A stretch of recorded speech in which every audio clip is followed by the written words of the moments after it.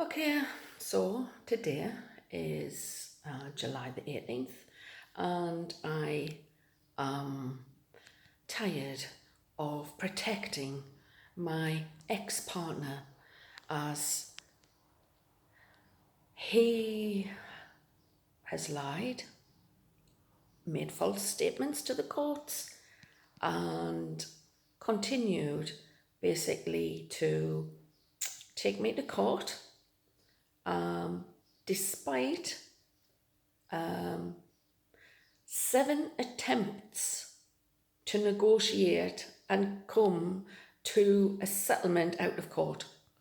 7 attempts by me, not him, me. So I just want to go back and tell the real truth because he denies everything. He even denies that we had a relationship.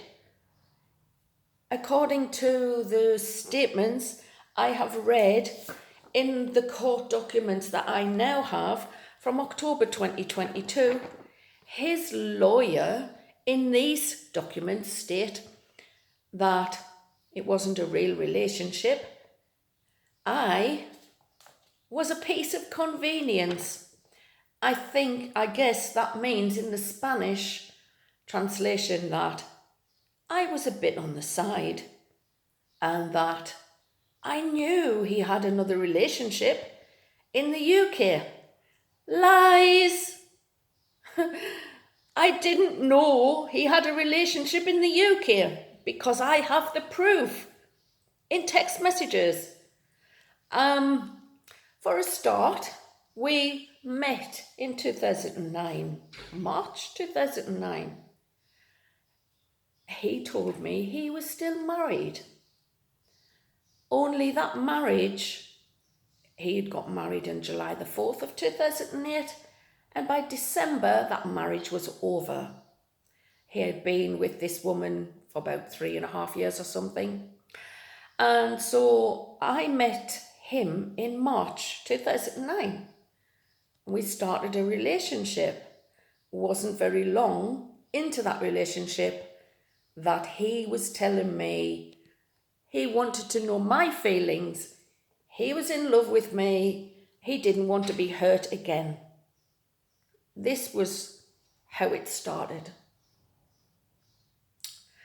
So 2015,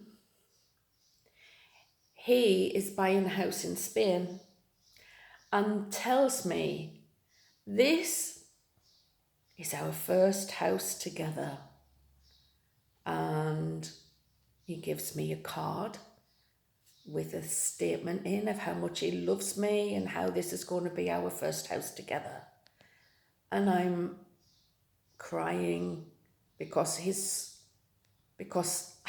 I get really emotional. I was so happy. Within a few weeks of that happening, he has drank too much.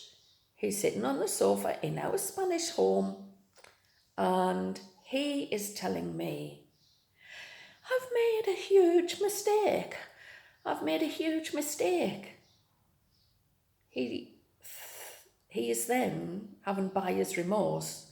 He thinks he's made this huge mistake in buying this house in Spain within a few weeks of making the purchase. So again, I'm crying because I can't understand why 1 minute he's purchased our first home together, everything's fine and positive and we're going to enjoy our time together. A couple of weeks later, oh my God, I shouldn't have done this, I've made a mistake.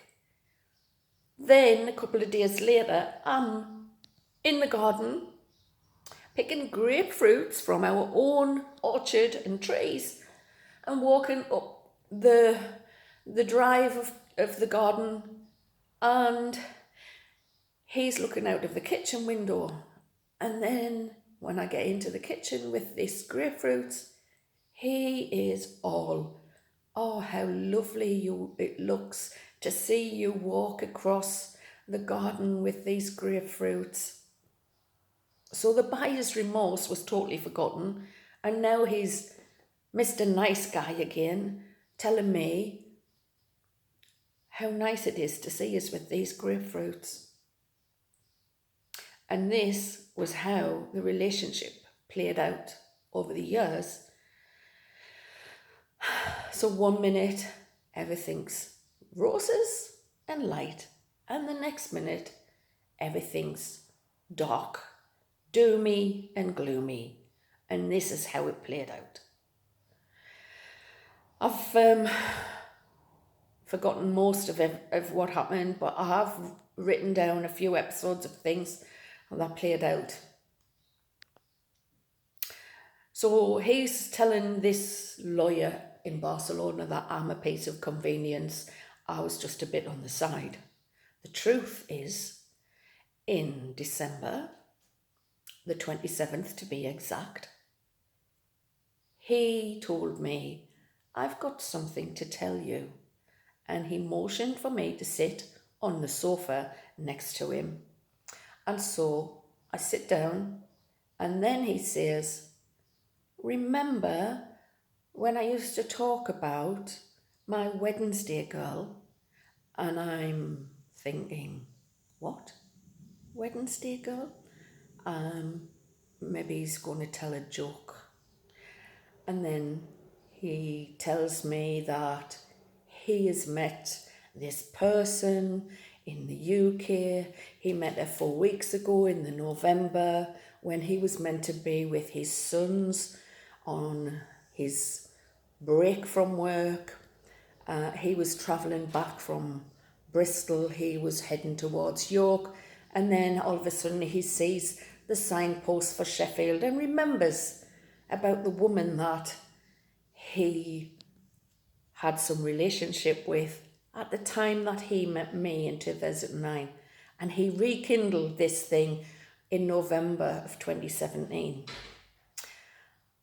And then when that sank in, when I realised that he wasn't telling a joke and he was telling me he was having an affair with a woman called Karen who lived in Sheffield, I stood up from that sofa.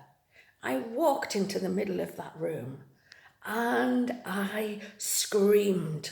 I screamed because I couldn't believe that he was telling me that he was having an affair with a woman that he met 4 weeks ago. I stopped screaming and he stood up from the sofa and he walked towards me. And as he did, he put his arms out as if he wanted to comfort me after he had just caused me a massive emotional trauma. I pushed him away and I just walked away into the bedroom because why would a woman want to be held by the man who has just caused this grief, this trauma? No one. And I'm guessing that any woman who listens to this would understand, would want that person to put their arms around to comfort you after a confession like that. Nowhere. And that's the truth.